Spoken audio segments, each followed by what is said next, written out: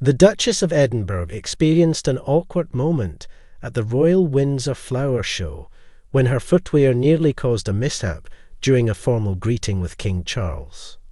Sophie, 60, was attempting to curtsy to her brother-in-law when she almost lost her shoe, having bent too low during the respectful gesture. The incident occurred as the Duchess attended the annual Summer Garden event, where she had been showcasing British fashion in a vibrant outfit. Despite her usual preference for practical clothing choices, her footwear proved less functional than anticipated on this occasion. The king quickly responded to prevent any further embarrassment, catching Sophie's arms to steady her as she struggled with the curtsy. The monarch's swift intervention helped the Duchess regain her balance. The royal had been wearing Penelope Chilver's Colina-style wedges, a favoured brand amongst royal women. The Duchess of Edinburgh was first spotted wearing the footwear in 2019. Unfortunately for royal fans, these wedges are no longer in stock. Their description said, "Strikingly simple summer wedge espadrille in matte leather. Wear this elegant all-rounder style throughout the season as your go-to style. This vintage-shaped wedge is made according to traditional methods with hand-finished jute stitching throughout.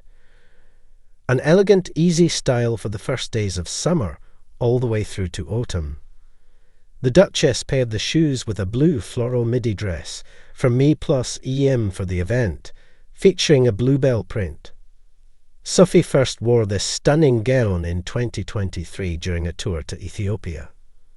She paired the dress with a new £524 navy corduroy blazer from Frame, which added structure to her summer garden party ensemble.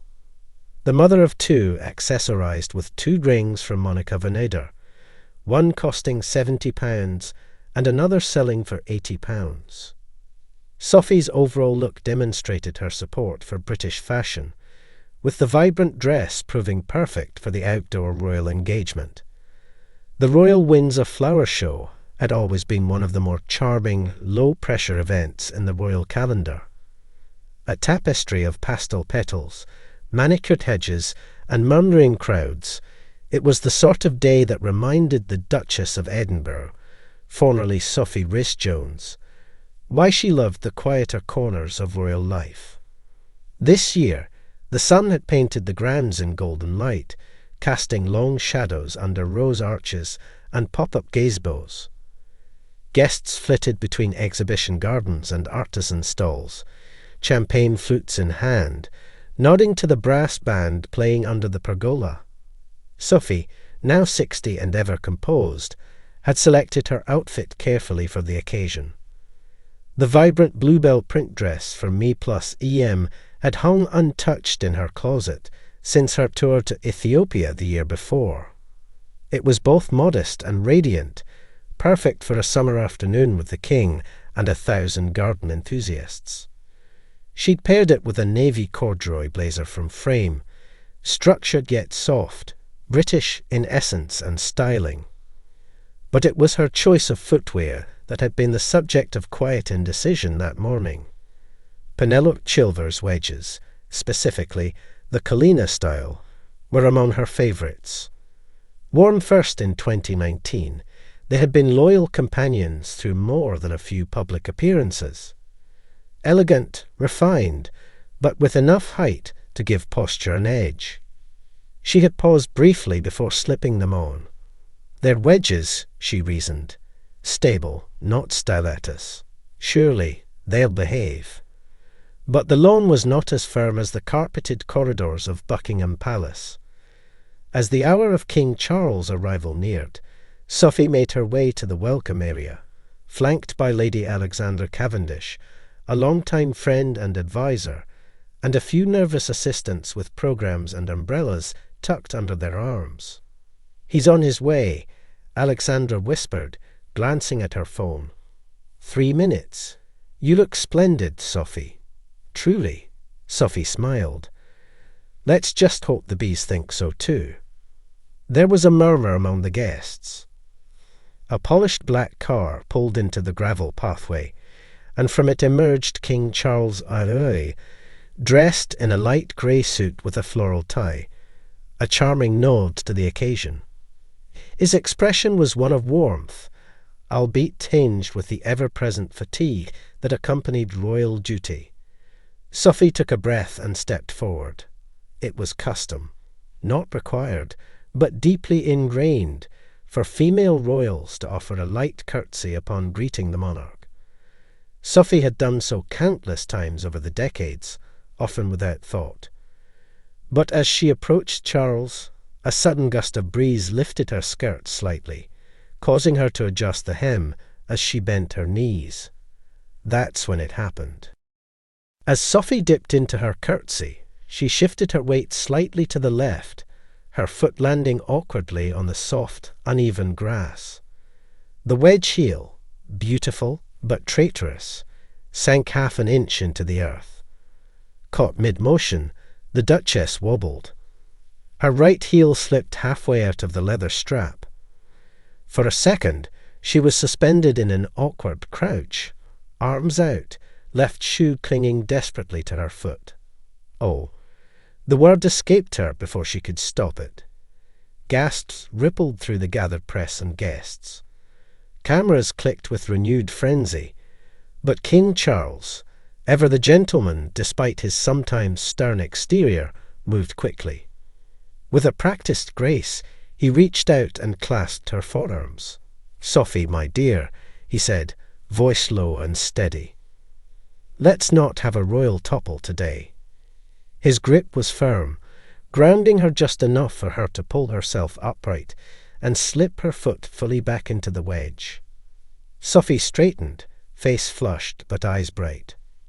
"Your Majesty," she said, composing herself, "forgive the impromptu performance." Charles chuckled. "Think nothing of it. You've just brought the Windsor Flower Show its most talked-about moment." Laughter danced between them, and the tension evaporated. The crowd, sensing the drama had passed, began to clap politely. The photographers, sensing a golden moment, zoomed in with newfound enthusiasm. Alexandra hurried over once the king had moved down the line, her expression a mixture of amusement and concern. "Well, that was theatrical," she said, lowering her voice. "Are you all right?" "Only my pride is bruised," Sophie replied, brushing an invisible fleck from her sleeve. "And possibly this blasted shoe." Later, during a private moment in one of the shaded pavilions, Sophie sat on a wooden bench and pulled off the wedge in question. The jute stitching had held, but the heel bore a clump of grass and damp soil. She shook her head and smiled wryly. "I should have worn the flats." A voice interrupted her thoughts. It was Lady Amira, the event coordinator. "Your Royal Highness," she said carefully, "we're getting inquiries from the press already. Would you be open to making a light-hearted comment? Perhaps lean into the humour." Sophie considered. Her instincts were usually to downplay such moments, but there was something freeing about not taking herself too seriously. "Very well," she said. "Tell them I was simply checking the soil quality. Royal quality control." By evening, the story had travelled far beyond the flower show. Social media erupted with memes, gifs, and commentary ranging from fashion folk past critiques to affectionate admiration for the Duchess's poise under pressure. Duchess down. Almost. Sophie of Edinburgh shows grace in a garden stumble. The shoe that shook the Shire. Royal footwear fiasco at Windsor. Floral, fabulous, and nearly fluid. The Duchess keeps it classy. Inside the palace that night, Prince Edward couldn't help but laugh as he read a headline aloud. "The Royal Wobble of 2025, they're calling it." Sophie raised an eyebrow. "I'm glad to be providing entertainment." "You always do," he said fondly, setting the paper aside. "Seriously, are you all right?" She nodded. "I'm fine. But those wedges are going back to the closet, possibly for good." He grinned. a royal retirement for the royal heel. Something like that. She placed the shoes gently in a canvas bag later that evening, not in disdain, but almost as a farewell. They had served her well, through tours, appearances and speeches.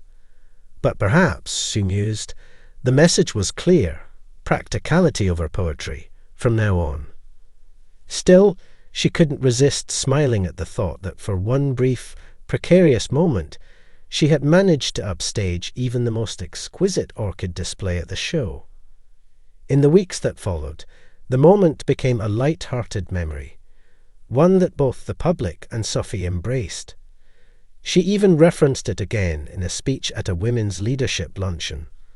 As many of you know, I had a bit of a moment at the Windsor Flower Show, she began, smiling. And while I don't recommend nearly falling over in front of your brother-in-law, particularly if he's the king, I do recommend getting back up with grace, preferably with your shoes still on. The room had erupted with laughter and applause. That moment, as much as the near-curtsy catastrophe itself, solidified Sophie's reputation as one of the more relatable royals, poised, yes, but human. Her style choices remained as elegant as ever, but there was now an unspoken understanding that her practicality would triumph over trendiness. At the next outdoor engagement, she arrived in floral flats. Learning from experience, she quipped to reporters, and avoiding soft grass. The infamous wedges, now cleaned and boxed, were later displayed briefly as part of a fashion exhibit on royal attire, humorously labelled Wedges of Windsor, the shoe that made headlines.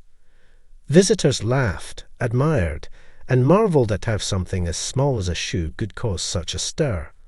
But Sophie, she remained unruffled, her legacy untouched, if not a little more colourful. A duchess, a mother, a woman of elegance, and, thanks to one windy afternoon and a patch of wayward lawn, a royal with just the right touch of humility.